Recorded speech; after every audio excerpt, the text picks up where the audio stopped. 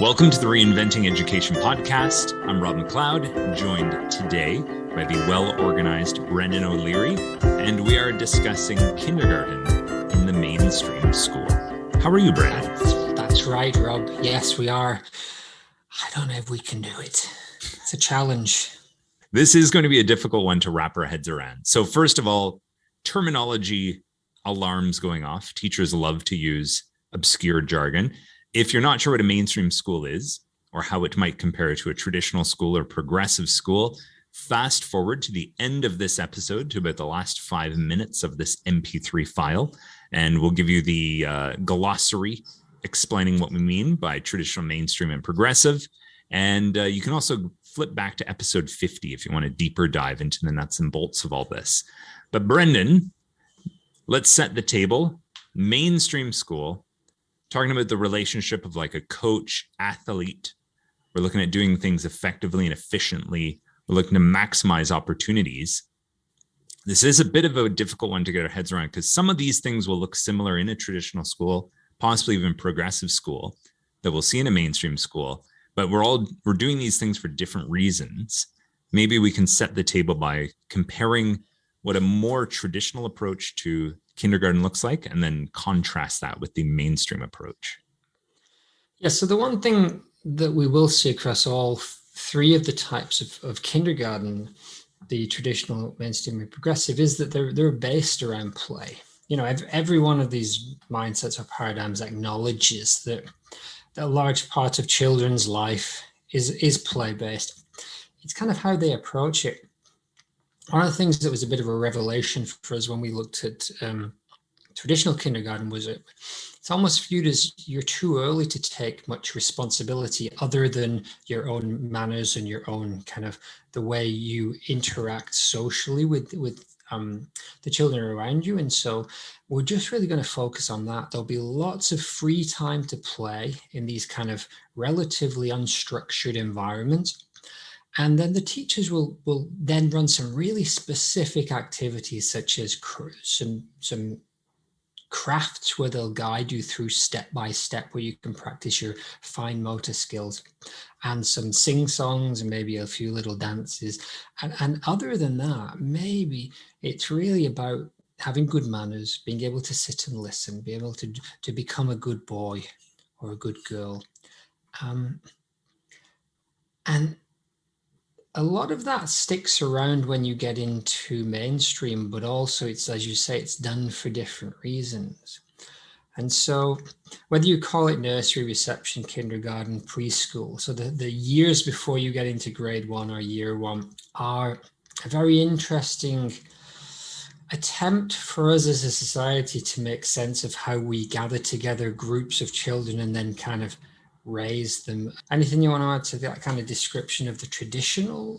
Like you said, this type of school, or I shouldn't say type of school, but this portion of the school, kindergarten, we're saying, has different names. As you mentioned, nursery, reception, preschool, all these kinds of things. What's interesting too is across different countries, regardless of being traditional, mainstream, or progressive, it also begins at different times. So like my experience in Ontario, there's junior kindergarten, and then senior kindergarten. Junior kindergarten is optional. Senior kindergarten was compulsory. And, you know, junior kindergarten, you could potentially be 3 years old and in junior kindergarten for about your last 3 months of being 3 years old, depending when your birthday is. Whereas some countries, you're not going to see students enter this until age 5, age 6, possibly you could be finishing up kindergarten still at the age of 7. So it is like this really wide range of ages that we're talking about here, but regardless of the age, regardless if it's compulsory or not, we're talking about basically how do we prepare, like you said, how do we raise these children and how do we like prepare them for the next step of school, which is, you know, this kind of grade one idea. And, you know, there is this idea that once you start grade one, that's real school. And this thing before it, it's not real school yet. And once you do start in grade one, it shouldn't look like what was happening in kindergarten either, by and large. I mean, that's an interesting thing because I've worked in many schools, and that transition between kindergarten and grade one or year one, and it happens at different ages, which is the weird thing. So, and you see the same thing happening in middle school and then university and so on. It's almost like these rites of passages it's always, that we really want to make clear as defined statements. But the thing is, when we get into the kindergarten, the kids themselves are going through massive amounts of development, which means that you just can't do the same thing with the 3-year-olds as you can with the 5-year-old. Unlike like grade 4 and 5 and 6 are quite similar, and grade 10 and 11 and 12 quite similar in many ways. Of course, there are big differences, and going through adolescence and all of those things are huge changes too. But the difference between a 3-year-old coming in and a 6-year-old leaving is unbelievable. They're just going from being toilet trained and barely able to move around without falling over or throw tantrums, all the way up to being almost reasonable human beings at 7 years old, possibly. I've been looking at this guy called Kohlberg's moral kind of development, and it's the kind of a spiral idea of like basically 2 steps forward, 1.5 steps back. And so like the 2-year-olds are starting to look a little bit more reasonable, that by 2.5, they've gone back into throwing like the violent fits and demanding everything. And at 3 again, they're kind of, back to having some patience, maybe being social a little bit. Just the task of being those teachers that are able to take those kids through those steps is immense. And then seeing how that reflects your or the school's mindset. So coming into the mainstream mindset, and we're looking at what you might see in that classroom is this idea of station. So that term play-based, which, as we said, all kindergartens essentially are play-based, but I think it's the mainstream word that starts to use that terminology of play-based, where we will actually design little stations, and maybe they're very open, such as it's just a water station where the kids can play water, sand. Maybe it's a little bit more structured, like there's a dress-up area that's kind of designed to be a doctor's surgery or something like that. And then all the way up to quite instructed, more formal educated stuff, which might be a craft-based or an arts-based. And as we'll talk about a little bit later, even going into things like phonics and math skills. So I think that level of design is something you would only see come in a mainstream kindergarten, where it's like, here are the actual stations. There's a writing station, a library, water play, dress-up area, for so on. And some are more available at other times. And some of them will have a teacher with 4 kids, and other times that there'll be unsupervised play. But it is very much that notion of structuring the environment deliberately to allow for these mandated amounts of free play, which is always interesting. Like the percentages change in Britain, but I've seen it been like 50% of the time must be free, unstructured play or unsupervised or semi-supervised. Of course, as we said last week, the supervision is always actually there for safety, but it's really interesting that those things start to be kind of really considered. And you mentioned this idea of setting up the environment, and then so the role of the teacher in this quite often is to be able to provide the students with questions about what they're doing. So the coach is kind of stepping in, observing what the student athlete, in this case with our model, is doing. And the coach is saying, the next thing, like, they're showing an interest in, if it's a free play zone and, they're playing shop, it's like, well, the kid's trying to write a receipt. Well, it's like, I could ask, do you know what's on a receipt? What are you putting on there? Oh, what kinds of things could we add to this? So this idea of the kids are always engaged in play to begin with. They're exploring things that are where they are at developmentally. They're showing us through their interests and through what their capacities are. And then it's that kind of job of the coach to see that, analyze it, and then find, what could be the next push that's not too easy, not too hard, but right where this kid's at, almost to like keep them in like a flow state of like making their play more complex or bringing more factors into it. Is that a fair assessment of that? Yeah, absolutely. We talk about that zone of proximal development idea, just pushing them on a little bit more than they would do by themselves. And I think what we'd see in the mainstream is you get this idea of developmental milestones coming in. So the Ontario curriculum is a very popular one. We use it in our school, and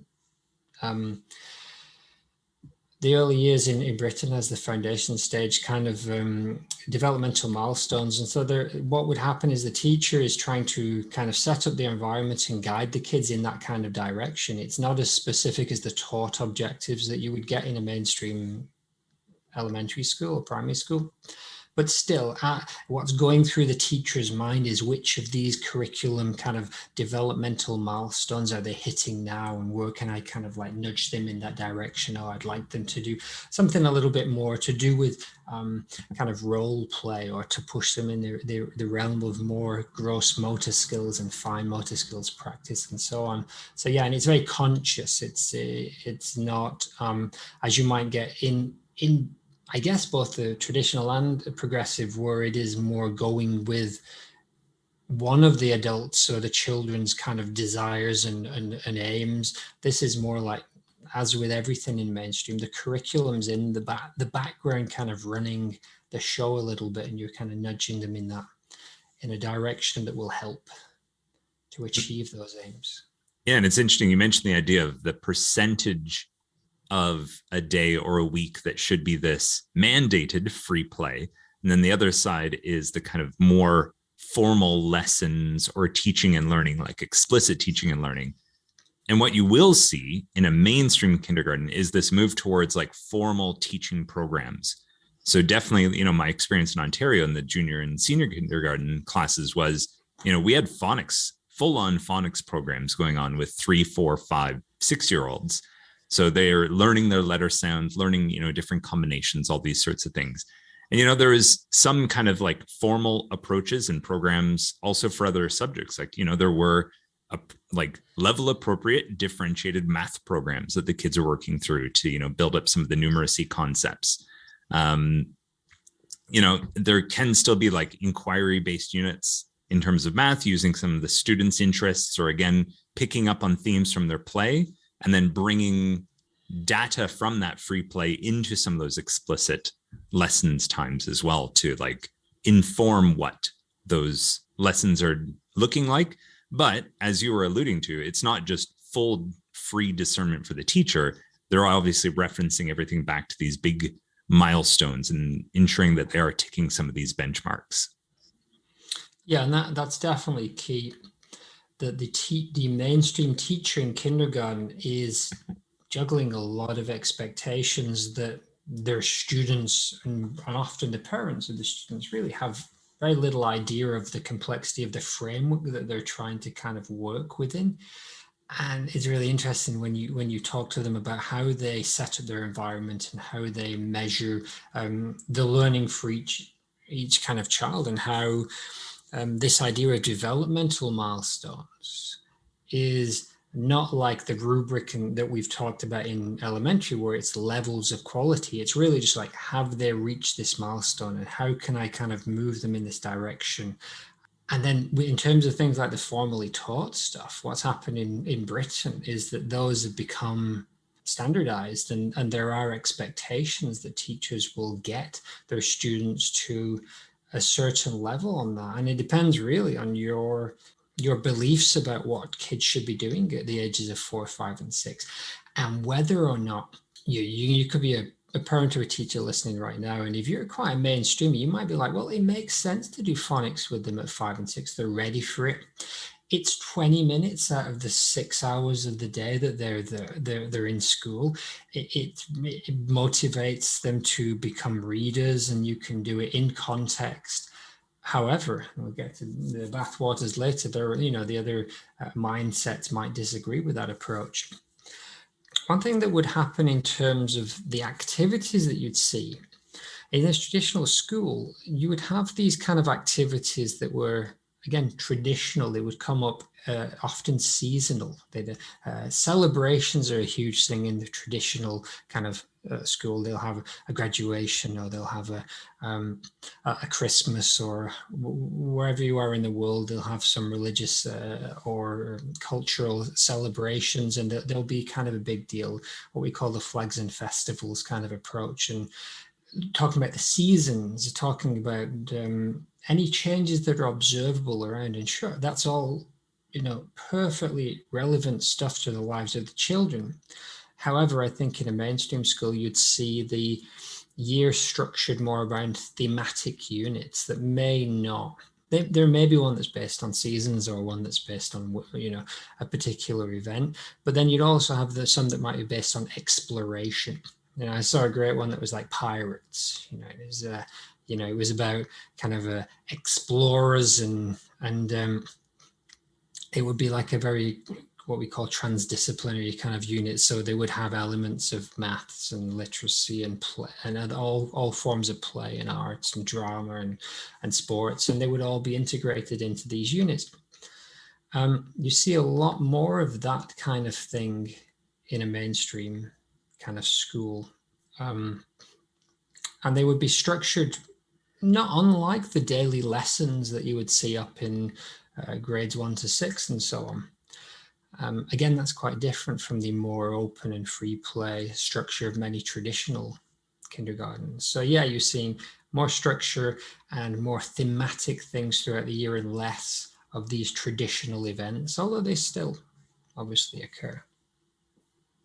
Yeah, and speaking of differentiation, the interesting part about a mainstream philosophy of kindergarten is this idea of a head start. And the idea that we can reach ahead in the curriculum or into years ahead and bring back a higher level of difficulty.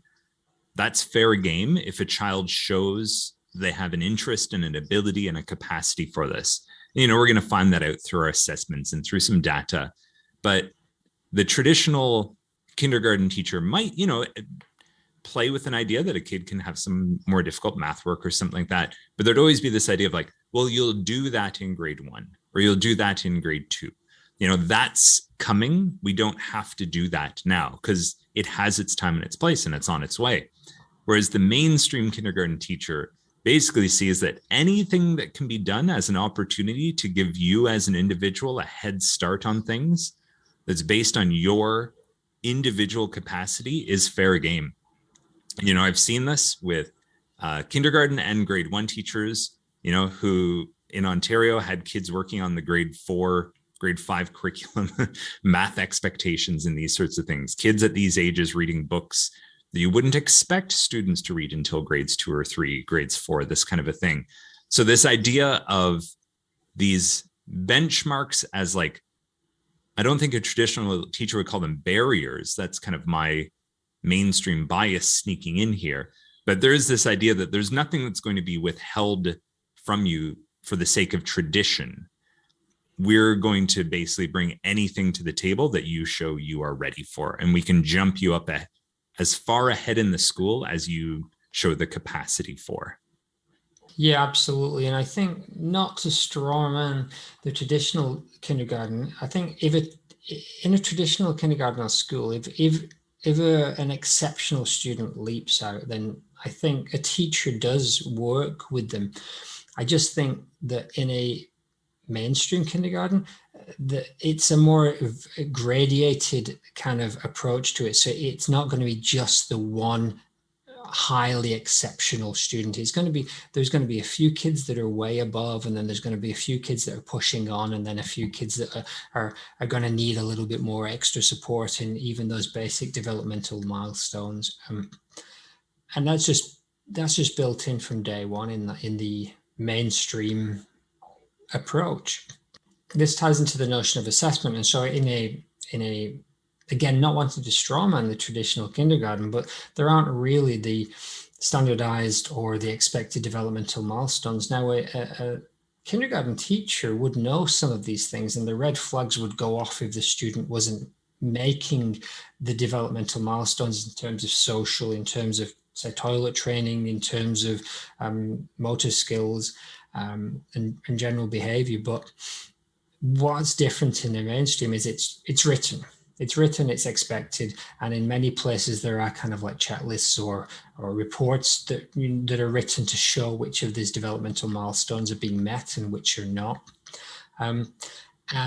Like I said before, most places, especially in Britain now, you'd have baseline tests in maths, in phonics, in other communication skills. And what's happened in Britain in the last year or two is that those standardized tests that happen in what we call reception, so the kids are 5 years old, they are then used to extrapolate forward for several years for projected scores. So there's some really strict kind of assessments going on, both in the very specific phonics and maths, but also in the broad aspects of physical and social development. And as we've said many times, mainstream school does start to bring parents into the discussion a little bit more. In the traditional, there are, parent-teacher conferences or report cards where every 6 months or 12 months, the parents will get a little bit of information. And if you're spoken to outside of that, it might not necessarily always be a good thing. I think in the mainstream now, there is much more communication with parents, especially in the era of digital portfolios. We have a Seesaw portfolio. Parents in our school, many schools globally now, they're getting photographs, they're getting specific descriptions of the objectives and the milestones their kids are passing and achieving on a daily basis, daily, weekly, monthly. We have these ideas of learning stories where kind of this information is shared with parents, and there's feedback, and it's an ongoing kind of discussion. And of course, parents are picking up their kids at the end of the day. So more so than any other part of the school, and this goes for traditional and mainstream and progressive as well, those one-to-one conversations with parents are happening all the time. But in a mainstream, they're backed up by all of this, all these photographs and videos, and kind of setting the framework up for the parents, so the informed parent can really have a good idea of where their child is at in terms of these curriculum areas, and it can inform as they go forward into year one or grade one. And then if we zoom into like what's happening in any given lesson, or what the aims are in terms of what's happening at the stationed work or this sort of thing, when we move into mainstream, our pedagogy quite often is informed by the most current research or trends that we're finding in educational research. So you might see, if you followed a mainstream kindergarten teacher over 5 years, let's say, you might see that from year 1 to year 5, it's possible their classroom and their practices could look completely different, because that teacher's not invested necessarily personally with any one approach. But if they see, oh, new research is saying, actually, it's better to do something this way, and I was doing it, the opposite way, I'm willing to let go of what I was doing and move on and try something new. And I think with a mainstream teacher, there's a lot more openness towards trying new approaches and new pedagogy, and actually staying up on the research. And I do remember one of my principals in Ontario, we were discussing kindergarten, and she was saying that, when she interviews someone for a position in kindergarten, she actually will ask them like, oh, and what journals or what like pedagogical literature are you checking out on a semi-regular basis? And, and what can you tell me about one of the articles that you've read recently that's changed your practice? So like, if heads of schools are looking for that, you can be sure that this is something that a mainstream teacher needs to be engaged with. And if it's not them, it should at least be coming top down from the district, from the heads, from whatever, that sort of thing. But this idea that what you're doing is backed up by scientific literature. Yeah, absolutely. And of course, an experienced traditional kindergarten teacher would have those years of practice and experience built in, as but what we see, as we've said several times before, is the mainstream teacher looking actively for that best practice and bringing it in and working with their team and hopefully working at which parts of it work and apply, and then kind of adapting it to the best practices. Another thing that you see coming in mainstream kindergarten is, like I said, very specific expectations from the government, and often from the heads of school who are representing those outside kind of parties. So again, getting back to the idea of curriculum document standardized testing, it is no longer just the autonomous teachers making those decisions. They're part of a wider national, statewide, province-wide kind of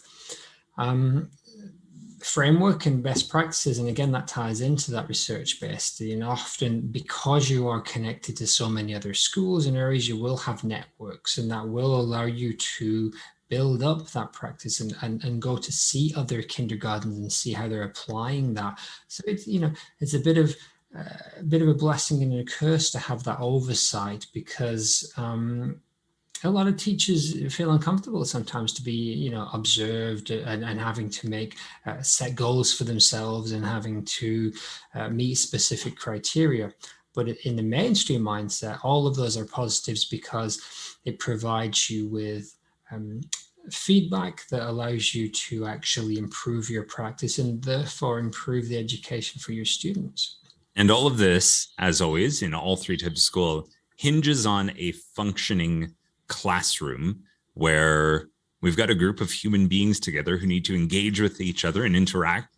And of course, behavior and conflict management or conflict resolution has a specific mainstream approach. So in traditional, there was just more this idea of like, make sure you are behaving, make sure you are being well, and you know what that means. And if not, there will be a punishment about it. Possibly, in the unhealthy expression of it, just getting told off. And in a healthier traditional approach, just reinforcing why it is that we want to act that way. Once we move into mainstream, though, like we talk about this idea of choice and discussions around conflict management or issues of behavior, is this idea that fundamentally you chose to act this way. You could have chosen something else, but you chose to do this. So what was your personal motivation or the reasoning behind this? And so there's this kind of two-prong approach. One is that there's a choice. And then the second is that the way we want to behave together has already been publicly stated and made transparent. And we'll have this kind of idea of like overarching principles about, we base our decisions in this classroom on respect. These big kind of like abstract ideas that are abstract ideas, but they've been talked about in the class.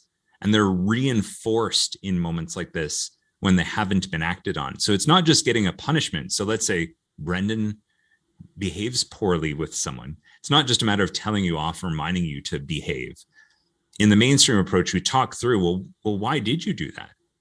And to actually kind of get like objective and almost to some degree law-like or even scientific method about this, like objectively what happened? Oh, he threw that ball. Well, was it an accident or was it on purpose that this happened? Oh, and then you chose to do this. What's another choice you could have made? Okay, and what's another choice you could have made?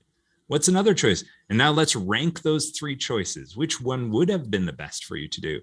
Cool, what might that have looked like if we would have tested this out?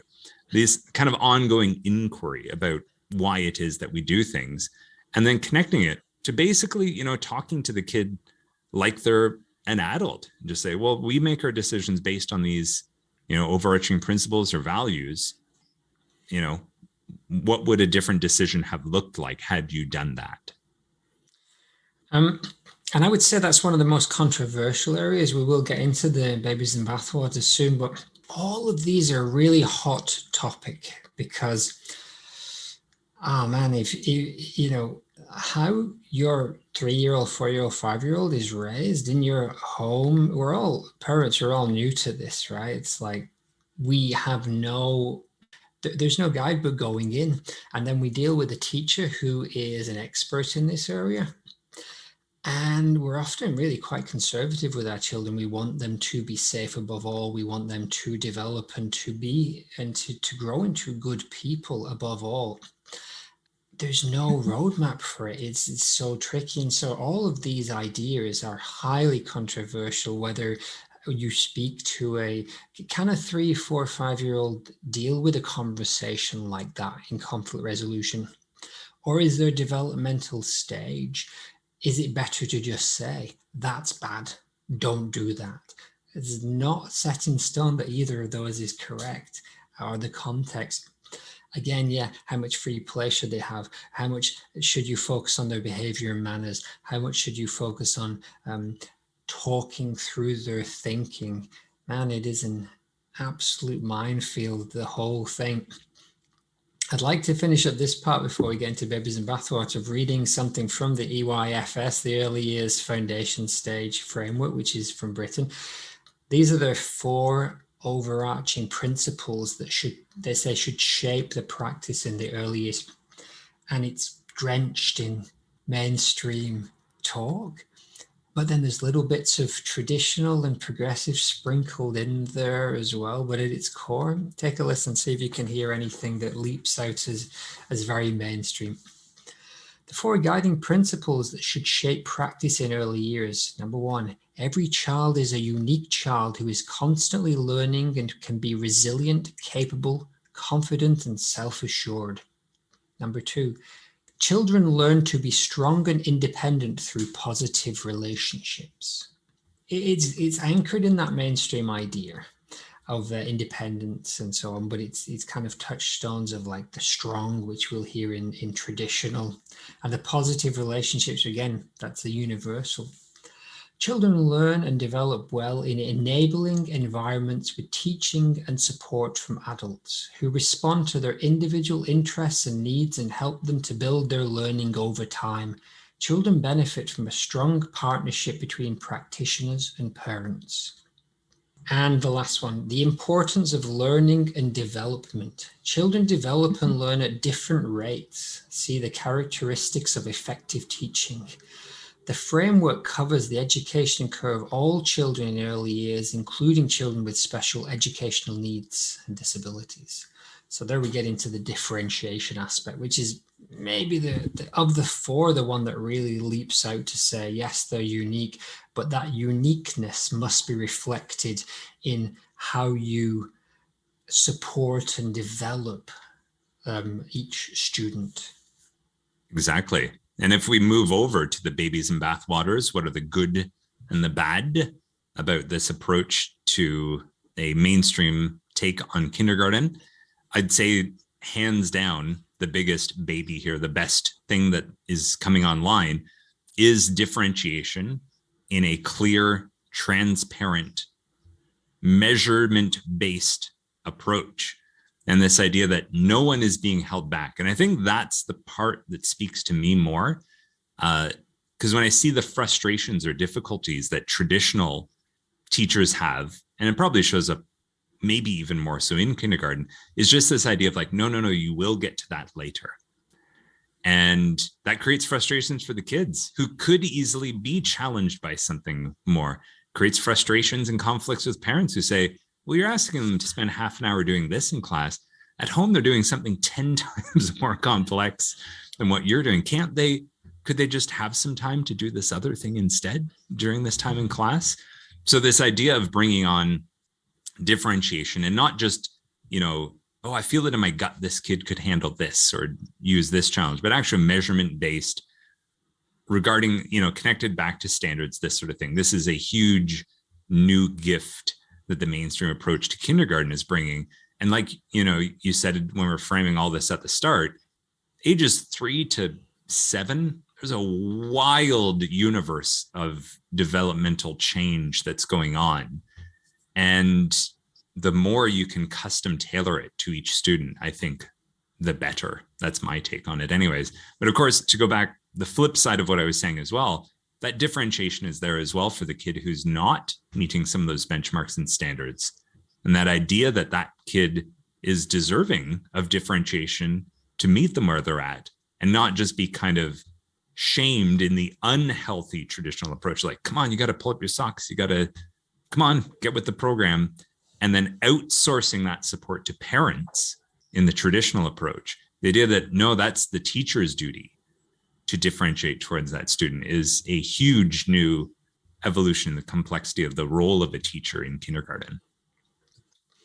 And that idea of what's referred to now as SEND, SEND is special educational needs and disabilities, the students who, even at such a young age, will get that very specific differentiated support. The notion that we recognize right from birth that some children will have these needs and we do want to support that. That's very much stemmed from the systematic approach of the mainstream. And how is that done? And how are you going to employ people in your school who that is their specific role? Yeah, that is definitely, I mean, this applies to the whole of school, but this idea of not just differentiating, but yeah, differentiating for a very wide range of needs. And those formal programs and this idea that the teachers are actually designing their environments means that they can tweak and add and put levels of difficulty into those things. And then when they're working with the kids, they can push those kids at their individual level. And again, you might say, if you're a traditional teacher, and there's some great traditional teachers out there, and you're doing it maybe instinctively, and this is just something you know works for the children.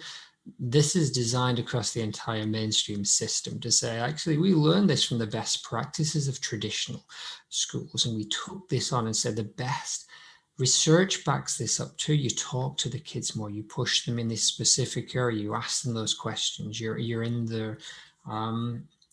Yeah, that's all, real positive, the babies of this kind of kindergarten system. The environment is set up, the structure, the system is set up to allow the teacher to support that student again in that zone of proximal development, the next little bit that they can't do by themselves. So lots of positives. And, one we didn't have on our notes there is, I think, just also this idea, at least from my experience in Ontario, Germany, and Belgium, in a mainstream kindergarten classroom, it's a really positive environment. And I'm not saying it's not in a traditional or progressive environment. There's this kind of idea that this should be a really friendly, enjoyable place to be, and, psychologically safe for the child. There's no angry teacher telling them off like you might see in a kind of straw man traditional approach, but just this idea that this is a really positive place and you can be celebrated for who you are and where you're at now. And we're certainly willing to help push you along as much as possible, but you're welcome here for who you are, regardless of your educational needs, regardless of, your abilities and all that sort of stuff. You're welcome here. And of course, traditional and progressive are going to have that too, but I think it becomes even more of a focus, at least in my experience from the mainstream classrooms I've seen in kindergarten. Yeah, and that kind of professionalism approach, again, so many great traditional kindergarten and primary school teachers, but the shadow of the traditional approach was that some of it is based on fear, and some of it is based on physical punishment, and is based on a very strict teacher-centric definition of what you should be doing. So what the mainstream will do is to say, okay, well, we're not going to risk it. We're not going to say that, yeah, well, some of your teachers are going to be absolutely amazing and some of them are going to be, tyrants. We're going to make a level of professionalism, a level of oversight to make sure that everybody gets at least a decent teacher. And yeah, sure, some teachers will always be better than others, but we share best practice and we work with each other to push each other forward. So how about the things that are not so good about this? Things that either the traditional or progressive or even some of the mainstream might criticize. Well, we didn't give a spoiler alert, but we've already talked about this a little bit. It's contentious. Traditional teachers might see a mainstream kindergarten teacher talking to a 3, 4, 5, 6, 7-year-old like they're a grown-up. And this idea of word choice, tone, all these sorts of things, it's like, in certain cases, I think the traditional teacher is right that this is just not developmentally appropriate for all students all of the time.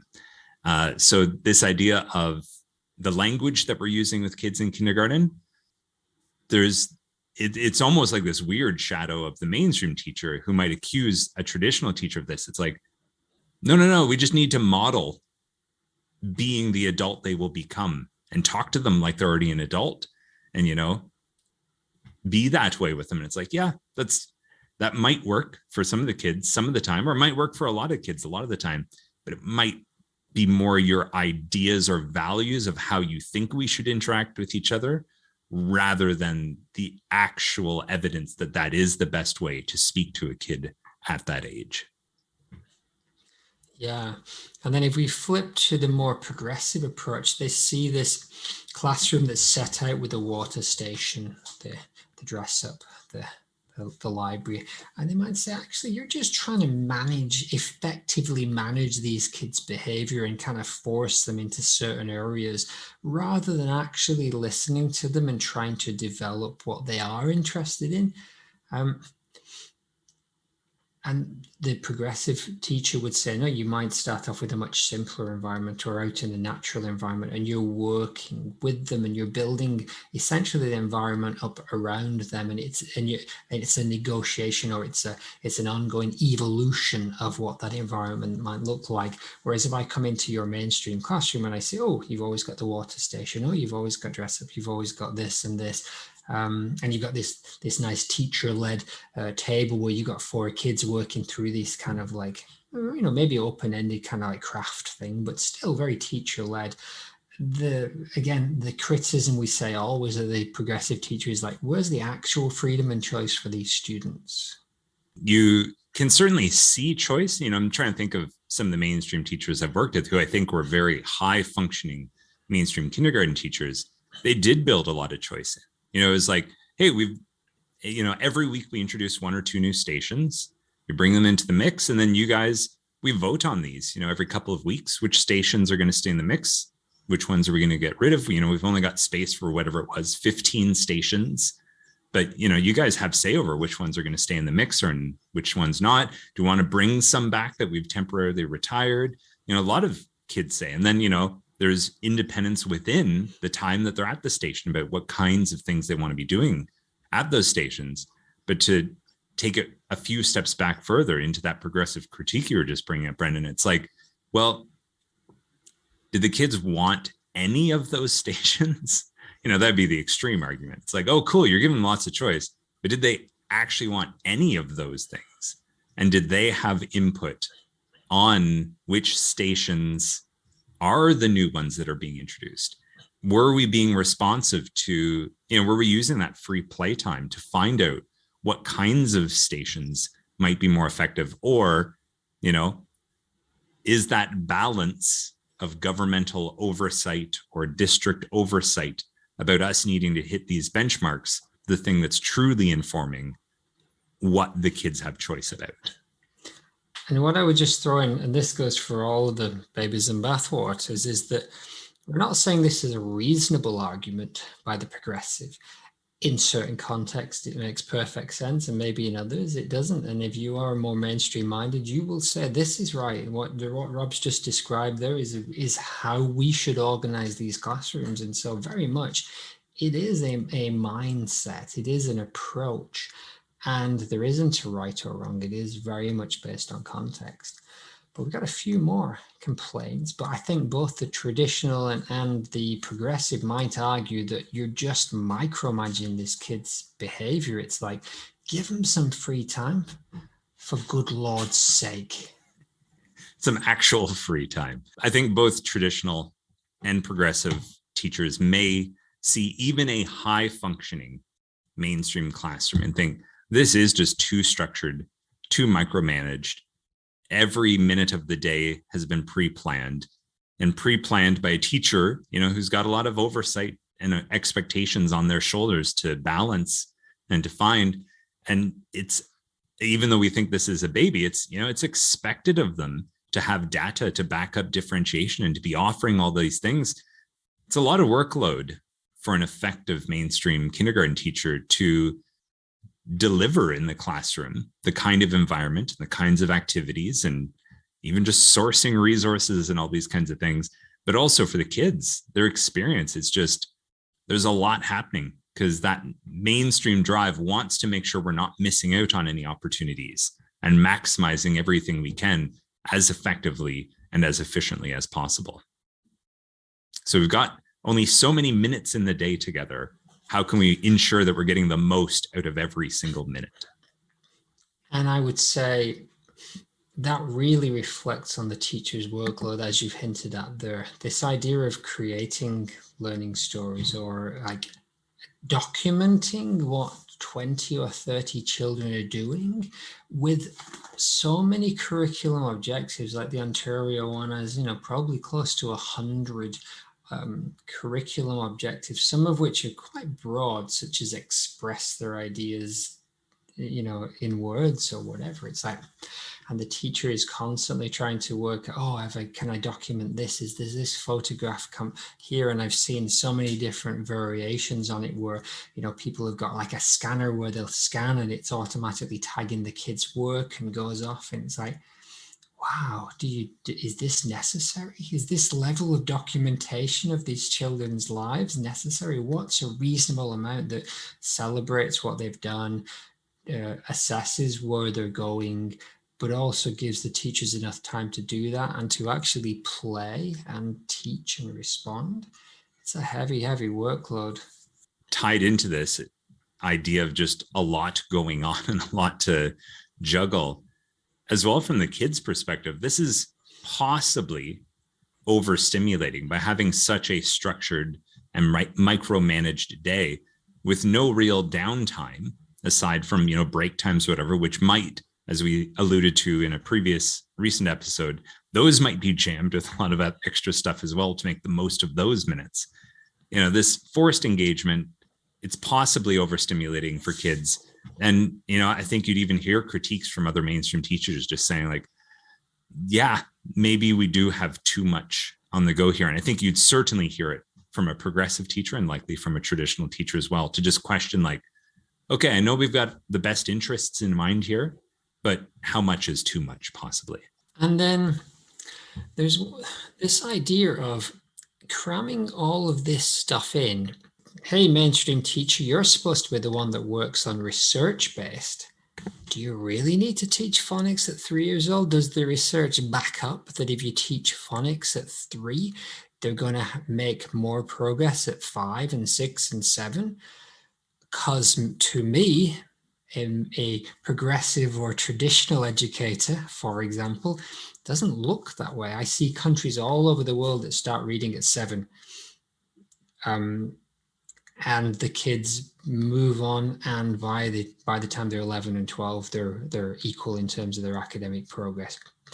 If you look at those PISA scores, it's not like the countries that start teaching phonics and maths at 4 are above and beyond. Some are, and some are not. You see some of the European countries that might start at 7. You see some of the countries that start drilling math at an earlier age, and they actually, by the time they're hitting 16, 17, all of the other factors have started to make a major play. And this is one of the criticism of these Head Start programs that invest heavily in preschool children, trying to get them to read. There's a very noble aim, and it does look like it's working in the earlier years, but my understanding of the research shows that those benefits don't necessarily carry on past upper primary and into secondary school. Maybe there are other programs that need to back that up, but the thing is that if you're investing all of the money in that area and it's not having the effect, then maybe your mainstream approach isn't quite working. And again, it's a very nuanced argument. I'm giving a really simplified view there. There's much more to it, but it's like, do you really need to start this stuff at this age? Yeah, and we always come back to this idea in the mainstream that we're balancing what's most efficient and what's most effective. And I think the mainstream might say, well, this is effective, giving them this head start or introducing phonics when they can do it at age 3 or 4. Sure, we could wait until 7, but it's maybe a missed opportunity if they could already do it now. I think that's kind of the like knee-jerk mainstream reaction to it. But like we're saying is like, well, you can start it at age 7. And sure, if you've got a 7-year-old who's still learning their phonics, maybe they don't look so great compared to a 3 or 4-year-old who already knows these phonics. Sure, at face value, that seems like a big difference. But like you're saying, by the time we hit 15, 16, 17, and those two kids level out to essentially the same anyways, we could go back and say, well, we spent, 3 or 4 years from age kind of 3 or 4 to 7 doing stuff that these other kids picked up in a fraction of the time at a later age because it was more developmentally easy for them to pick it up quicker. What could we have been spending that 3 or 4 years on instead that may have had some other kind of positive benefit for them? Yeah. And those millions of dollars. One of the arguments in the mainstream that I've heard is that the Head Start program, that money used to actually support families in lower socioeconomic areas, might have actually longer term positive benefits that are broader and more underlying, rather than these very specific programs, on academics. A lot of complexity and way more than I know about this area, but we've given it our best go, Rob. How did we do? We started this with you doubting we could pull it off. I think for two chaps that spent some time in kindergarten, I've never taught it. Long term, of course, I've done other lessons in there, and as a coordinator, I spend time in there regularly working with the kids, and I'm always in awe of the teachers and how they work with their students. I'm far from an expert in the pedagogy of kindergarten, so that's my 2 cents. And if you're a kindergarten teacher out there, we'd love to have you on and talk. We had Mark on a little while ago, Mark White, who works at my school, and he gave his specific perspective on what he calls play responsive learning, which is arguably quite progressive leaning. And yeah, if you're out there and you want to critique our views or expand on them, we'd love to have a chat with you about it. Yeah, I agree. It'd be interesting to get someone who's had more experience. It's been quite a while for me. I had 2 years in Ontario on the periphery, teaching a handful of classes in junior and senior kindergarten, as well as senior kindergarten / grade 1 in one group, which that's an interesting idea. The idea that you can have the kindergarten groups together, but you can also have a mixed class of senior kindergarten and grade 1 students, and the advantages that may pose for both groups of kids. Like I know in my heart, I was never a true kindergarten teacher, the homeroom teacher who's there all the time with them. I was there for 1 or 2 periods in a row, once a day. If you're in there full time, it's a whole other universe, that's for sure. And a lot of respect for kindergarten teachers. For me, growing up in Canada, the typical primary school was kindergarten to grade 8. And it was always kind of seen that those in kindergarten and those in grade 8 had the 2 toughest jobs, because you're at those kind of like developmental edges of like, you got to be in kindergarten, the one who's going to like bring them into this system. And then by grade 8, you're dealing with, pretty full on adolescence. Like, hey, I'm done with this and I'm ready for the next step. And like, yeah, how are you going to keep people on the same page? And it's almost like the same problems mirrored each other, but just with 8 years difference, with a totally different internal and social framework. Yeah, believe me, as a parent of children of those ages, a lot of similarities between the 3-year-olds and the 15-year-olds. So where are we going next? Well, speaking of relationships, communication, the next step that we're going to take on this journey into exploring the nuts and bolts of the mainstream approach is the teacher parent relationship. So what's the role of a parent? What's the role of a teacher, and how do they interact with each other? And what are their roles, or the kind of agreed upon social relationship between them? I'm looking forward to it. So I'll see you in a few Earth weeks for that one. Listeners out there, don't be afraid to get in touch. Reinventing Education Podcast, all one word. reinventingeducationpodcast@gmail.com. And if you were looking for the nutshell, the last 5 minutes glossary of our terminology, it's just about to begin. Thanks, Brennan. Thank you. Bye. And now, time for the Reinventing Education, 3 types of school in a nutshell. If you're new to us, hopefully this is a helpful guide to navigate some of the terminology we use on our podcast. All right, so every school and every educator is in a tug of war, and we're pulled in 3 different directions. Each of the 3 directions has its own definitions about what makes for a good education. But this tug of war is difficult to notice because the 3 directions to education each use the same vocabulary, but each of the 3 directions has their own definitions for what that vocabulary means. So let's characterize these 3 approaches with the following names: traditional, mainstream, and progressive. And let's connect each to its relationship between a student and teacher. So traditional uses a master and apprentice model. Mainstream uses coach and athlete model. And progressive uses a counselor and counseled model. Now, these 3 approaches to education would agree on the surface that education has the same 3 aims. Those 3 aims of education are for occupational preparation, the cultivation of citizenship, and self-development. However, each of the 3 approaches to school, traditional, mainstream, and progressive, has completely different ideas about what occupational preparation, cultivation of citizenship, and self-development requires. So how does each of the 3 approaches to education meet the 3 aims of school? Well, with traditional, master, and apprentice, we see that the teacher is an expert and knows the one best way for students to achieve academic success and meet the 3 aims.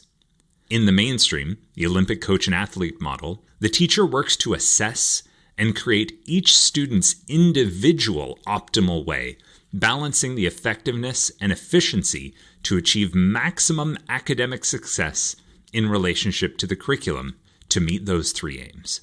And finally, the progressive, the counselor and counseled. The teacher and student negotiate the student's path to achieve their goals for academic success to meet the 3 aims. Each teacher will have a preference towards one approach, while the school itself may have an overall consensus, and this is where you'll find the tug of war. These 3 approaches not only define how an education is conducted in the classroom, but it also informs 3 different directions in terms of a school's organization, its culture, and its practices.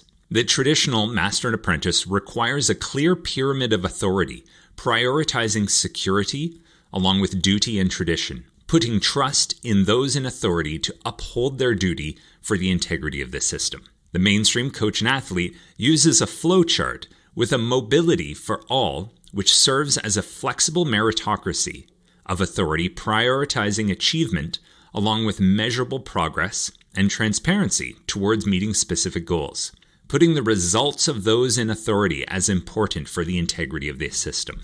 And finally, progressive counselor and counseled uses horizontal leadership like a circle, prioritizing inclusion along with individuals' needs for meaning and empowerment, putting the personal and group significance as important for the integrity of the system. We often see tugs of war between how to organize the overall structure, either reinforcing the pyramid, a flowchart, or a circle. Each of these 3 types of school can be done well, somewhat effectively, or poorly, and each can suit a specific context better than the rest. Here on Reinventing Education, we believe it's better for a school to choose the type of school that best suits its students, staff, and community context, and do it to be high functioning. Otherwise, the ongoing tug of war between the 3 approaches comes at the expense of time, resources, passion, and relationships, while not even ensuring that any of the 3 approaches is done well. Here on Reinventing Education, we are exploring the idea of the next type of school, a post-progressive approach to education that prioritizes the integration of these 3 previous types of school. Why? Well, an integration approach would seek a flexible and adaptive balance of the 3 previous approaches as an adaptive approach to inquire into and provide what is deemed a best fit for students, community, and the system in a given context to best meet those three educational aims of occupational preparation, the cultivation of citizenship, and self-development as defined by those involved. The integration value attempts to maximize the gifts when appropriate of each approach to education, while discerning how to minimize unnecessary drawbacks that are required when wholly investing in doing one approach. In order to integrate the gifts of the three previous types of school, we need to know what we have to work with. So on our podcast, we're digging deep into these three types of school and trying to tease apart the babies and the bathwaters of each one.